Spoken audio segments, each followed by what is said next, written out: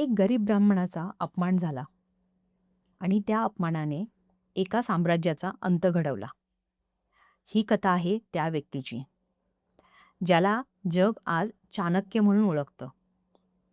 मित्रांनो, आज आपण ऐकणार आहोत बुद्धी, संयम, राजकारण आणि सुडाची अशी कथा, ज्याने भारताचा इतिहास बदलून टाकला. प्राचीन भारतात तक्षशिला नावाचं एक मोठं विद्यापीठ होतं. तिथे एक विद्वान शिक्षक राहत होते, विष्णुगुप्त. लोक त्यांना कौटिल्य किंवा चाणक्य म्हणूनही ओळखत. त्यांचा चेहरा आकर्षक नव्हता, कपडे साधे होते, पण बुद्धी इतकी तीक्ष्ण होती की मोठमोठे राजेही त्यांच्या सल्ल्याशिवाय निर्णय घेत नसत. चाणक्य नेहमी म्हणायचे, मनुष्य सुंदर चेहऱ्याने नाही तर बुद्धीने महान बनतो. त्यांच्या शिकवणीत फक्त पुस्तकी ज्ञान नव्हतं, तर जीवन जगण्याचे तत्वज्ञान होते. त्या काळी मगधवर धनानंद नावाचा राजा राज्य करत होता. त्याच्याकडे प्रचंड संपत्ती होती, पण तो अत्यंत गर्विष्ठ आणि क्रूर होता. एकदा चाणक्य राजदरबारात गेले. राजाच्या भल्यासाठी काही महत्त्वाचा सल्ला त्यांना द्यायचा होता. पण धनानंदाने त्यांच्या साध्या रूपाकडे पाहिलं आणि संपूर्ण दरबारासमोर त्यांचा अपमान केला. हा कुरू ब्राह्मण मला शिकवणार, असं म्हणत त्यांना दरबारातून बाहेर हकललं. तो अपमान चाणक्यांच्या मनाला खोलवर लागला.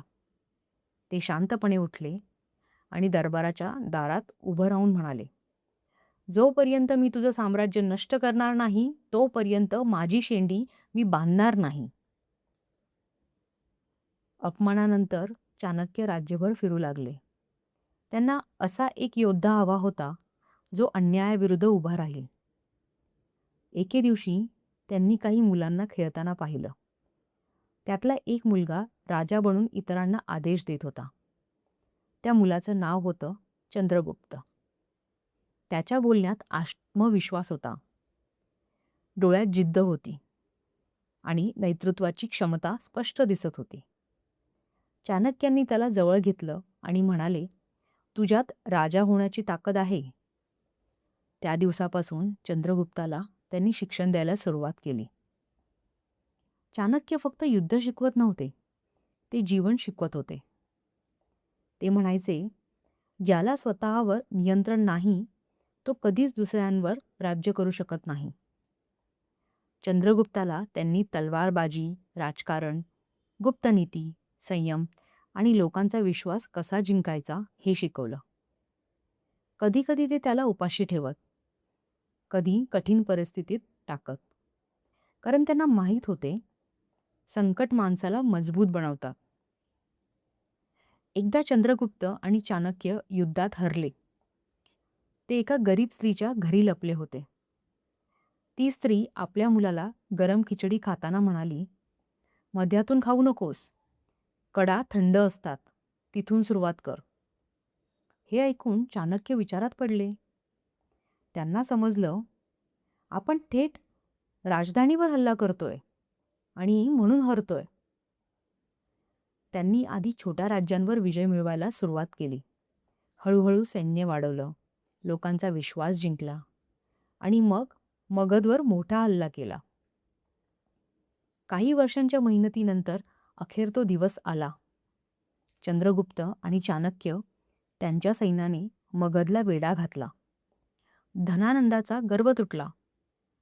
त्याचं विशाल साम्राज्य कोसळलं आणि अशा प्रकारे एका अपमानित ब्राह्मणाने इतिहास रचून टाकला. चंद्रगुप्त मौर्य भारताचा सम्राट बनला आणि चाणक्य त्याचे मार्गदर्शक. चाणक्यांनी अनेक जीवनसूत्र दिली आणि आजही ती तितकीच खरी वाटतात. अतिप्रामाणिक होऊ नका, कारण सरळ झाड आधी कापली जातात. गुपित कोणालाही सांगू नका, कारण प्रत्येकजण तुमचा हितचिंतक असेलच असं नाही. शिक्षण हा सर्वात मोठा मित्र आहे. सुंदरता आणि पैसा संपतो, पण ज्ञान कायम साथ देतं. वाईट काळातच खरी माणसं ओळखून येतात. आजही ही चाणक्य नीती प्रत्येकासाठी उपयोगी आहे. ऑफिसमध्ये, नात्यांमध्ये, व्यवसायात किंवा जीवनाच्या संघर्षात. चाणक्य नेहमी शिकवतात, भावनांपेक्षा बुद्धी वापरा.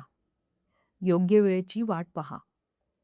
स्वतःला मजबूत बनवा आणि अपमानाला कमजोरी नाही तर ताकद बनवा.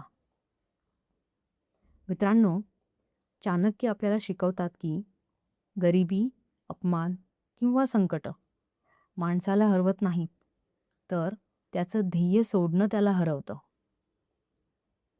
जर तुम्हाला ही कथा आवडली असेल, तर व्हिडिओला लाईक करा, शेअर करा आणि आमच्या चॅनलला सबस्क्राईब करायला विसरू नका.